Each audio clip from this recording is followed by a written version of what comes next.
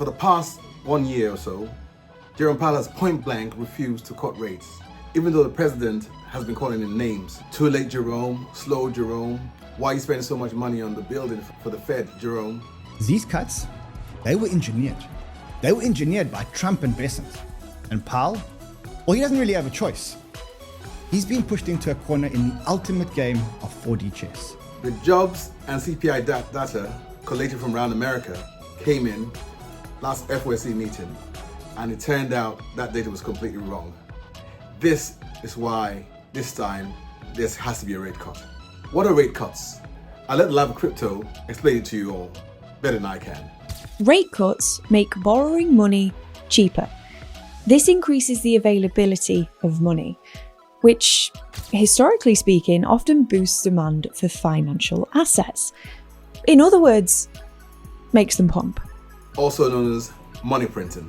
So you and I, when we get easy money to borrow, we use this to buy altcoins and pump our bags.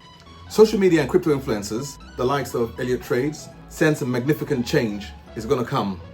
A golden altcoin season. The mythological unicorn that is Fed rate cuts is finally here in September, the year after the halving. Some call it fate, some call it destiny, some call it pure dumb luck or just a bludgeoning by the US president. But we are finally seeing the data that's going to allow for no excuses for the Fed to cut rates. Because the PPI data, the polymarket odds, the critical US 10-year yield rate, the official Fed interest rate projections, and a ton of historical data are painting a picture that we are coming into the risk-on part of the market, not just here in crypto land, but throughout the markets in the stock market and beyond. Because lower rates mean that money will flow from safer instruments, from safer assets into riskier ones, seeking increased amounts of yield and increased amounts of exposure as the economy flips on into a hot mode for the first time in over 4.5 years. We are right at the brink of flipping on the golden alt season switch that we have been waiting for what feels like forever.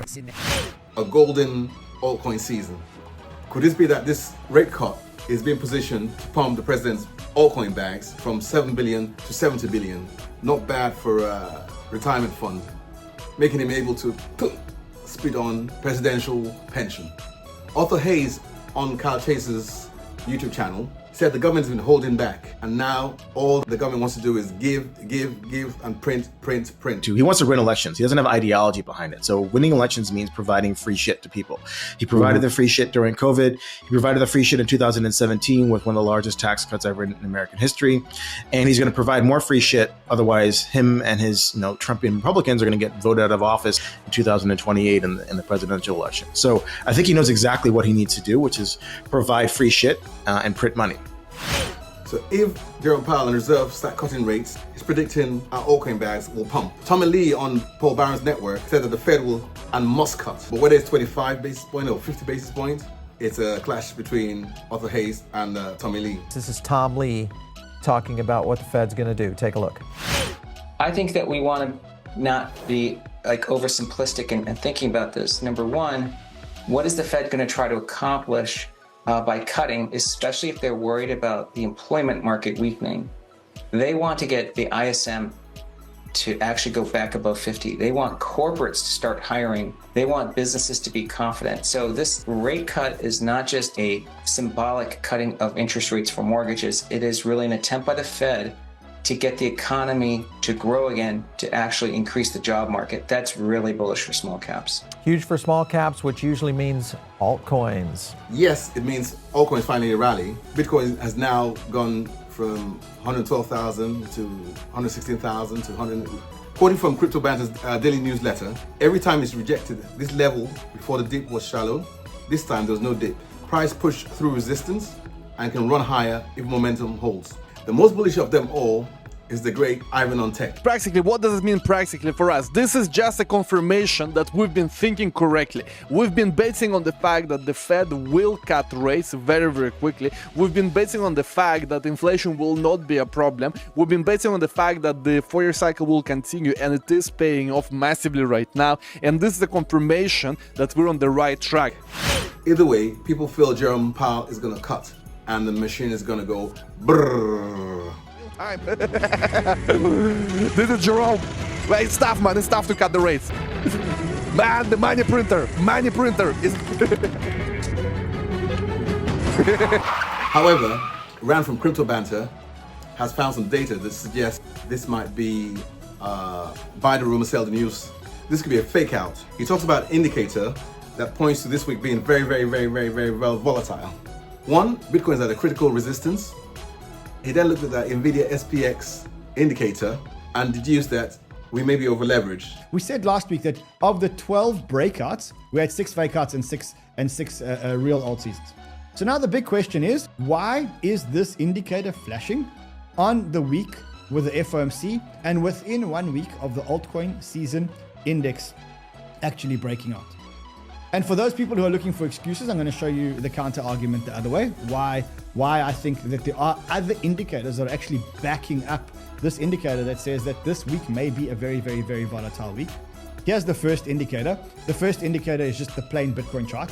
And what it's showing you is that Bitcoin is at like critical resistance. It hasn't yet been able to break through this critical resistance. This is a massive resistance. This is a resistance that's been here since 2017. Second thing that's happening this week is if you look at this indicator, which is the NVIDIA versus the SPX, it's been quite a reliable indicator for timing pullbacks in the SPX. As went NVIDIA, so went the SPX. This happened in December 24, or November 24. We had this indicator actually breaching. So he says, look, I last posted about this index in December 24 and it's firing again.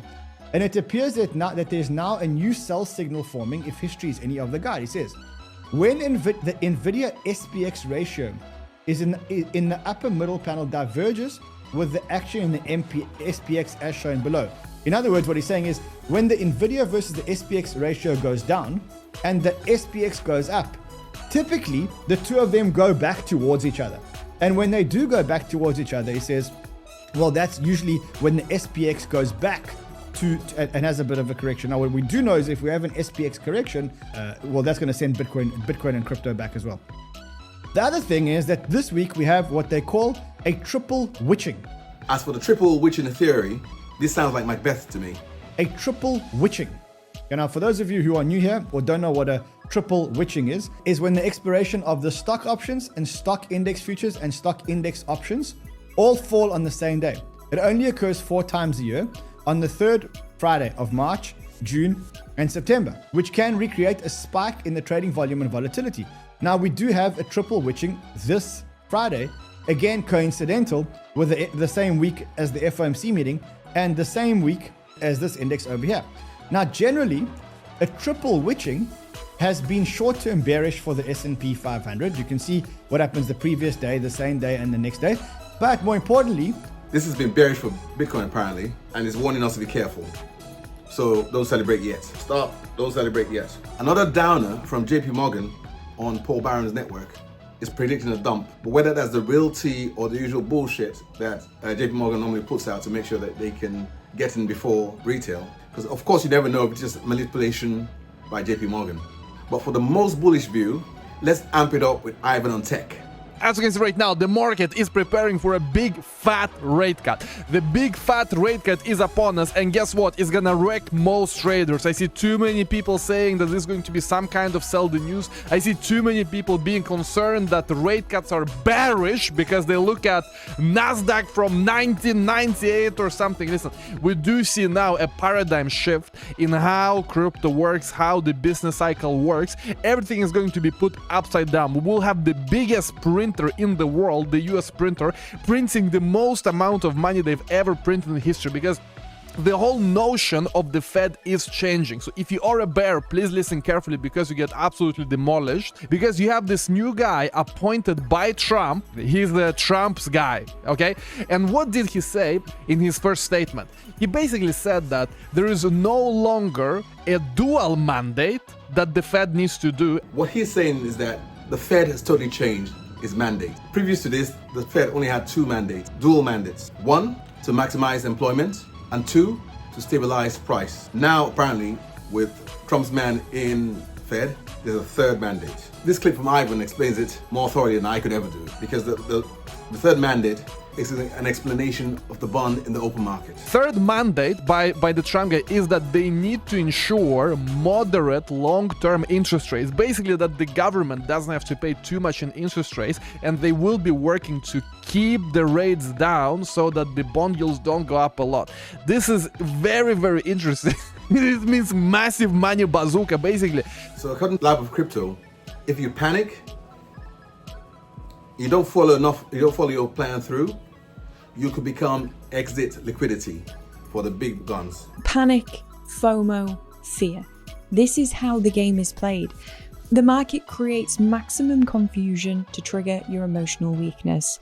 And when you act on emotion, you become exit liquidity. I, for one, am backing Pump.Fund times 4x, Solana, AVAX, Pith, and possibly Hyperlink. I've collated a lot of my different small tokens and put them in a big bundle so that when it blows, it blows. I'll come back at 2:30 to see if we were right.